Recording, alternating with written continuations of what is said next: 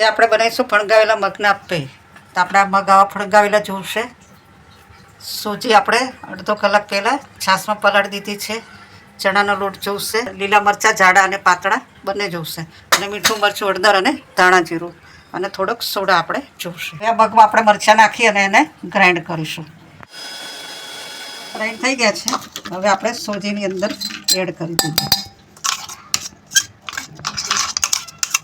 મગની દાળ પણ આપણે પલાળીને લઈ શકીએ. હવે આપણે આને મિક્સ કરી દઈશું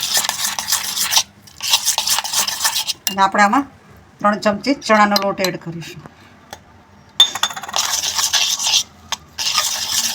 જરૂર પ્રમાણે આમાં છાશ લઈ દઈશું. બસ આ રીતની આપણે થોડું રાખવાનું છે. હવે આપણે આમાં મસાલા કરીશું. તો સ્વાદ પ્રમાણે આપણે આમાં મીઠું નાખીશું, થોડુંક ધાણા જીરું નાખીશું, થોડોક આપણે ગરમ મસાલો નાખીશું, થોડીક હળદર, થોડીક હિંગ. હવે આપણે બધું મિક્સ કરી દઈશું.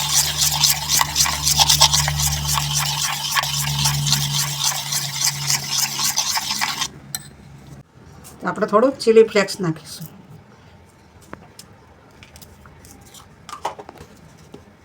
મિક્સ કરી દઈશું.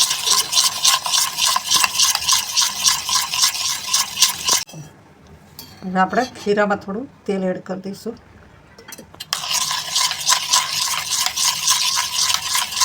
આપણે અપ્પે પેન મૂક્યું છે, તેમાં આપણે આવી રીતે તેલ લગાવી દેવાનું છે અને ગેસ ચાલુ રાખવાનો છે. આ દરમિયાનમાં હવે જ્યારે આપણે અપ્પે બનાવવાના હોય ને, આ ખીરું એમાં અપ્પે પેનમાં મૂકીએ ને એના પહેલાં જ આપણે ખારો ઉમેરી અને આ જે ખીરું છે તેને બરાબર મિક્સ કરવાનું છે, અને પછી આપણે અપ્પે બનાવવા માટે ખીરું એમાં પાથરવાનું છે. હવે આપણે આમાં પાથરી દઈશું. આ રીતે ખીરું મૂકવાનું છે. ટ્રાય કરવાનું એક જ વારમાં એના માપ પ્રમાણે ખીરું પડી જાય એટલે બરાબર પથરાઈ જાય. તો આ રીતે આપણે ખીરું પાથરી દીધું છે.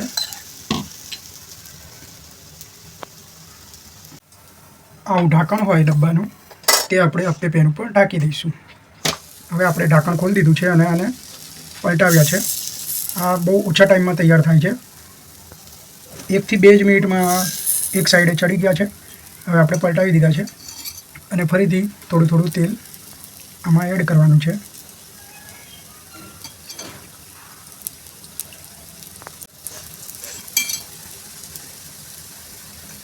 બંને સાઈડ તૈયાર થઈ જાય એટલે આપણે એને પેનમાંથી નીકાળી દઈશું અને બીજી બેચ બનાવવા માટે મૂકી દઈશું. તો આવી રીતે ફેરવ્યા રાખવાનું છે અને તળવાનું છે બંને બાજુ. આ રીતે એકદમ ઊંચા અંદરથી અને ઉપરથી કડક એવા સરસ અપ્પે બનાવી શકીએ આપણે.